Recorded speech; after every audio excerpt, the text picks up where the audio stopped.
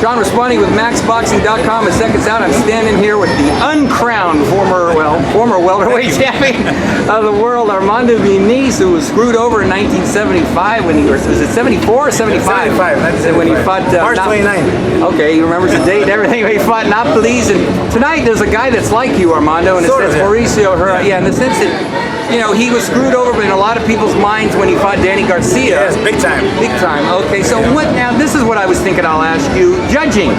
You know, I know you were just talking about refereeing, and you've judged before too in your day, right? Oh yeah. Why is it so hard for a guy like Mauricio Herrera to get a fair judging? What does he do that they just don't see? I'm gonna say that because he's as nice a guy as I ever was. I think the nice guys always finish last. Oh, that. There's a truth to that. I can tell you that. I've never screwed anybody over, and neither has Mauricio. Mauricio's a nice kid. I mean, if you just follow the kid around, you would say, how in the world can anybody do that to him? Not give it to him. He earned it. He won 2 fights and he got robbed of 2 fights. And I really don't see how the judges, and yes, you, my friends, some of you guys are the judges, how can you do that to a guy like that? That's why I say that.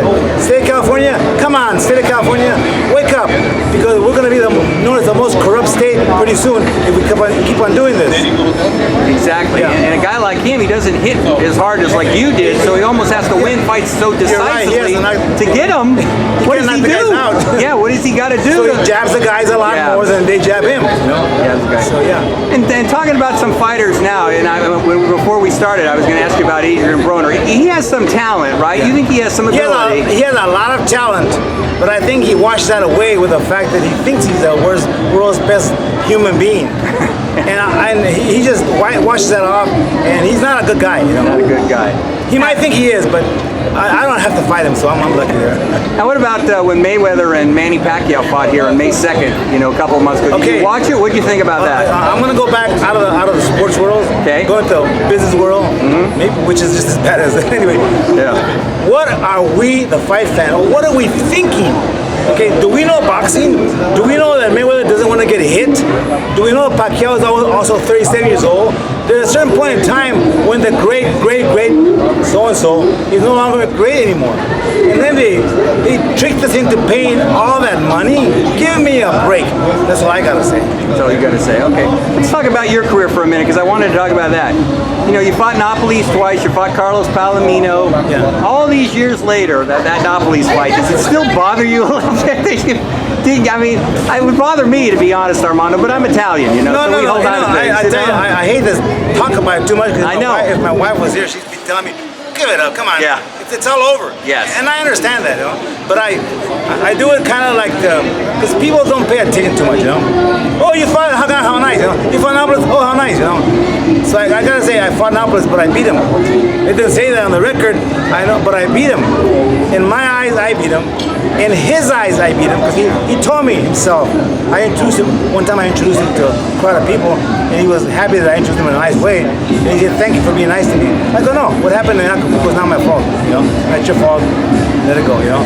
Exactly. And he told me, he hopes that I don't think it was his fault. I go, no, I know. I know there was other factors that were involved. I know that for a fact. How about nowadays? Do you have any particular fighters that you really like that you don't miss? I like Mauricio a lot. You like Mauricio? Yeah. Now, get, this is me, an average American. I didn't finish boxing with a lot of money. In case you think that, okay? So if I don't buy you a drink, you know what? Anyway, but I came with my friends to watch my friend Mauricio because he's a good fighter. He deserves to be a champion, okay? And hopefully he wins today. Now, back to that, with Mauricio, he fought Danny Garcia. You saw that fight. You think that he won that fight, right? I think he won that fight. I swear to myself, I thought I was back in Acapulco again, minus the low blows. The thing that differentiates my fight with other people is that there was 4 judges there, full-body WBC qualified judges, and a doctor, and the president of the World Boxing Council. Right in front of everybody, 20,000 people, he threw about 12 or 13 low blows, illegal low blows, because of disqualification, never even came close to it. Then the doctor said, I don't want any part of this. He stopped the fight the next round. I remember. And then for about 10 minutes, they argue about how do we do this. And we call it a technical decision to win. When I saw Mauricio go through this loss, that can be reversed easily because the people saw it. They would never complain about reversing that decision because Danny Garcia did not win the fight. And that's what we lack in sports right now. Sport and maybe in boxing. What are we teaching our kids? There's no fairness in boxing. Kids are going to go in there hoping to get a guy that'll support them. That'll pay for them. Exactly. And I think that's bad. And then most of us go to church on Sunday and say, God, thank you very much. For what? We're the ones causing all the problems. How do you think a guy like Mauricio, and you, how did you go on from something like that? Because Mauricio got screwed against Benavides too. Remember that fight? I followed my mom's advice. My mom's, she didn't want me to fight in the first place. She's the one that made me I never got in a street fight in my life because she said it's not good to hurt each other because you're human beings for no reason. So if you get in a fist fight, obviously there's got to be a reason for it, so it's not worth it. Now, boxing is a sport and I'm getting paid for it, so that's the reason for it, right? That's how I qualified that for my mom, right? But my mom was the most angelic person in the whole world. She could be an angel right now, I swear. She's gone. But she said, never ever have hate in your heart, ever. Never. No matter if they hit you hard, no matter if it hurt you. So the way I got over this, I told Jose Suleiman, hey, I forgive you, man. I forgive you. That's right, because he apologized to you too, right? Yeah. He knew that. He didn't apologize. He just told me why he did it. Oh, okay. He didn't apologize. He said, you understand I did it because, you're my friend. I go, oh yeah, what about my life? What about my parents? What about my future? Now I can't get any more money fights, That's what happens, Oh gosh. It's just, if only people understood, when a fighter fights and his name's worth something, he gets money because of that. That's the movie stars, right? But the minute you lost a fight to a guy that you shouldn't have lost to, then it kind of takes away, Anyway. Yeah. Now, talking about that day and nowadays, do you think boxing is better now as far as, and this is a loaded question, honesty, or is it worse? Is it the same or what? Every now and then, the matchmaker will make a mistake and get these two guys together that are just the greatest match in the world, right? I should have said that.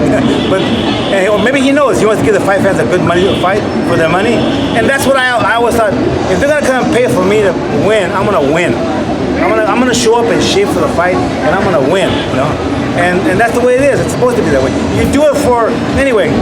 Always have the man up there in mind because when we go, we're gonna answer everything we've done. Okay. Thank you very much, Armando Muniz, the uncrowned welterweight champion. I appreciate that. Thank you very much.